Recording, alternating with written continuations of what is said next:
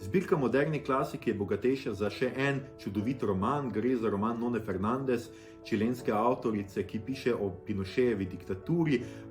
Če poznate Roberta Boljana, potem veste, o čem govorim. Gre za literaturo, ki meša fakte, dejstva z fikcijo, z izmišljotino in se naslanja pri tem na naslov Neznana dimenzija. Tako so prevajali v Čilu serijo Twilight Zone, ameriško serijo, ki se je gotovo tudi vi zelo dobro spomnite. Pri nas je to seveda cona Somraka oziroma območje Somraka, ampak mi smo se nekako potem odločili za originalni naslov. No, ta cona Somraka nekako postane kot nek načiv, motiv, s katerim avtorica prikazuje, kako nenavadno je bilo življenje sredi Pinochejeve diktature, kjer so živeli ljudje čisto vsakdanja, običajna življenja, medtem ko so ugrabljali njihove sosede, jih mučili v hišah, ki so bile v čisto v normalnih soseskah in jih pravzaprav ubijali ter pokopali v puščavi. In sredi te neke realnosti, ki je zelo običajna, vsakdanja, se pravzaprav odpirajo ene take